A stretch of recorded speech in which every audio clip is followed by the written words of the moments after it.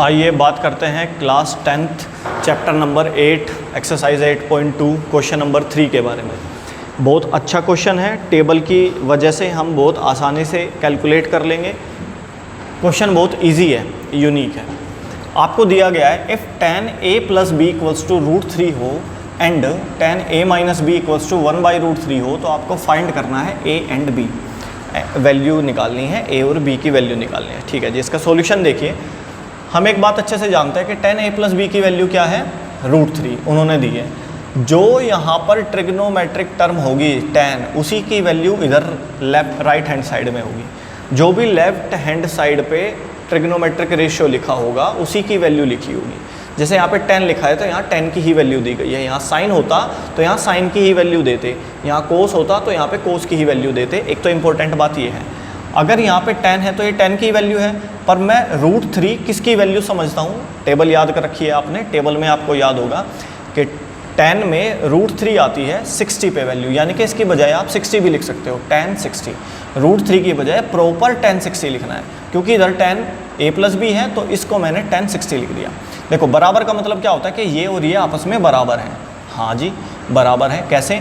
ये tan कुछ angle बराबर tan कुछ एंगल, tan के बराबर है तो ये एंगल आपस में बराबर होने चाहिए। बाय कंपैरिजन कंपेयर करेंगे। आपको ये ऐसे काटना नहीं है कि tan से tan कट जाएगा, TAN से TAN नहीं कटता, ये कंपेयर हुए हैं। इधर भी tan है, इधर भी tan है, इधर जो एंगल होना चाहिए इधर भी वही एंगल होना चाहिए, अगर बीच में बराबर का साइन है। तो इसका मतलब ये हुआ कि a प्लस बी की वैल्यू 60 होनी चाहिए। ये एंगल इस एंगल के बराबर होना चाहिए, जबकि tan के बराबर है, बीच में बराबर बोला है, इसलिए कर रहे हैं हमेशा कि a प्लस बी की वैल्यू 60 होनी चाहिए। इनको काटना नहीं है, तो a प्लस बी की वैल्यू 60 आ गई।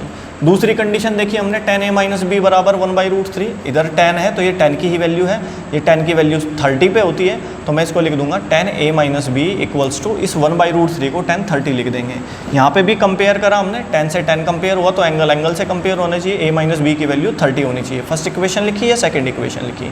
From equation first and second, first equation है a plus B equals to 60, second equation है a minus B equals to 30। Third chapter के अकॉर्डिंग आपने ये कंडीशन पड़ी हुई है।